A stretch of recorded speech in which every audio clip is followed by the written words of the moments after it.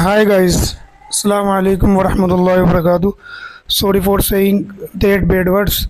Hi guys, but today I have a special story for you, and today I will explain this.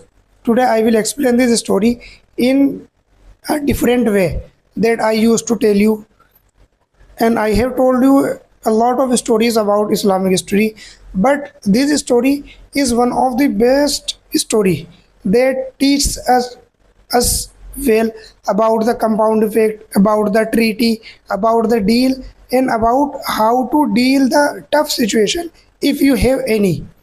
And that is the point, the calmness. And this story shows that how much calmness affect your mission.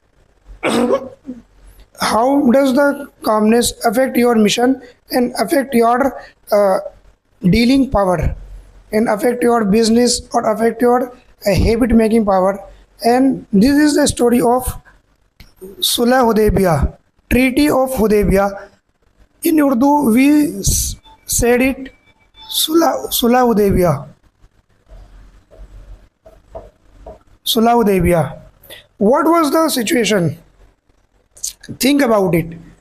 There are 1400 Muslims, and there has been already 6 years that the Muslims comes from Makkah to Medina. That is called Hijrah. And in these 6 years, they have not seen their home.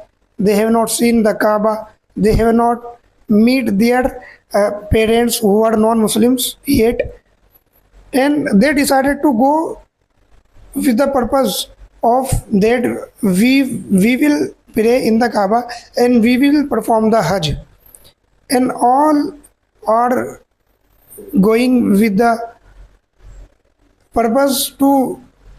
I think camera angle disturbing me, so let me widen it. Let me check it.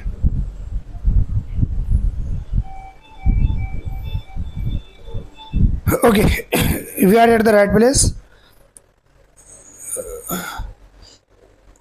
They were just going to pray at the Kaaba with white clothes, with their traditional clothes, and they have no armor because they were not intended to fight with anyone. They just want peace. But when they go to the place Hudaybiyah, when they reach to the place, when they reach to the place Hudaybiyah, the bad non-Muslims, the non-Muslim who were often who often treats them with not a good manners, they stopped them. Be- Besides, Muslims were not fighting with them. They just stopped them and ordered uh, in such a way that you cannot go to Mecca. And then what Prophet Muhammad Sallallahu Alaihi Wasallam said, Prophet Muhammad Sallallahu Alaihi Wasallam sit, just sit with the, just said with the leader of the non-Muslims, and he signed the treaty, a peace treaty that is known as the Sulh Hudaybiyah Treaty. What and their treaty was and their treaty was harmful and unfair to Muslims.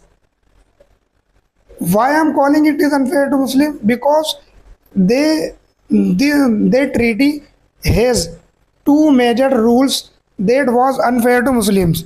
What was the rules? That was the rule number one. What was the rule number one? Rule number one was, if a Muslim guy go to Medina,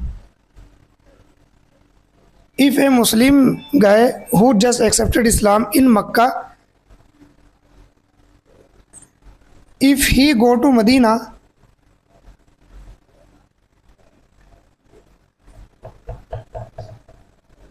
If you go to Medina, the Prophet Muhammad sallallahu alaihi wasallam and the Muslim community have to send him back to the Makkah. That was the first rule. If a Muslim, a new Muslim, if a non-Muslim who just accepted Islam and became Muslim, if he want to move from Makkah to Medina, the Medina people, the Muslim community, the Prophet Muhammad sallallahu alaihi wasallam have to send him back to the Makkah, his hometown, and you can imagine if a Muslim who back to Makkah, how they will, how they treated them, how they treated him. But rule number two was more clear, was more unfair to the Muslims. What was the rule number two? It's reversible. If a Muslim, if a Muslim man, rule number two was, if a Muslim man want to go to Medina, from Medina to Makkah,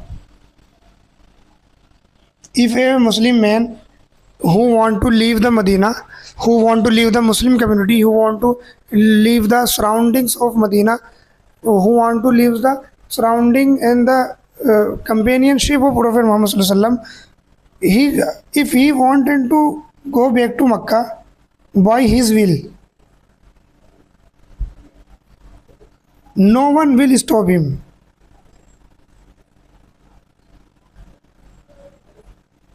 And he has the full right to go back to Makkah.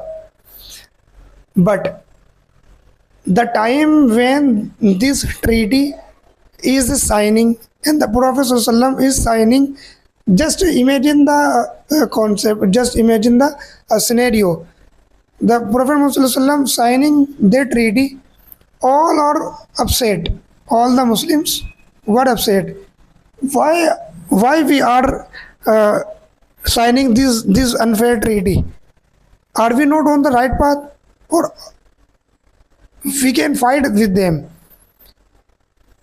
We can fight with them, and they were highly saddened. What is the reason why Prophet Muhammad ﷺ signing this treaty that is unfair on the paper also? But Prophet Muhammad ﷺ signed the treaty, and that treaty comes with a long-term vision. That treaty comes with a compound effect. This treaty comes with an atomic effect, that people started to meet with each other, because it was a peace treaty. So people started to meet each other, Muslims, non-Muslims, doing business, and Muslim and non-Muslim keeping their relation with each other, the bloodline relation they already have. My marker is not running properly. I don't think why. Sorry. I don't know why, but it is not running properly. I have to do something about it. So let's finish. And when the people started to meet each other, the message of Islam began to explode more clearly. The message of Islam became so popular among the people that the Muslims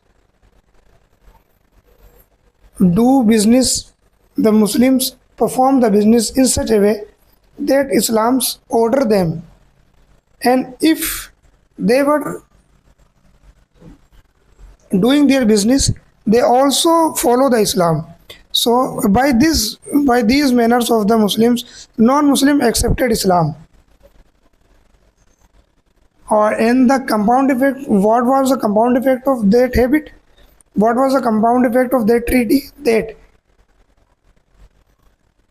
after 2 years, After 2 years of the treaty, many people accepted Islam. Many people accepted Islam, and the number was such a shocking. Do you know why I am saying this? The number is much more than the 1400. 1400 people in 19 years. 1400 people, 19 years. And after that treaty, the people accepted more and more and more Islam. And that was the reason why Prophet Muhammad signed the treaty, because he knows sometimes it is greater to step back, to make the room, to sit in peace, so that we can go 10 steps forward. Yes, that was the motto. He just take one step back, and when the treaty ended after 2 years, Islam was 10 steps forward after the treaty. So sometimes if you feels that I am not doing good enough, and I am not doing with a proper mindset, and I am doing enough for me, just sit back, make a plan, and think about it. If we step back from this situation, what will be the result, and what will be the situation after the process end, after the time ends? So always stay calm, and just keep yourself in peace. Just adopt the inner peace. You will find the more way.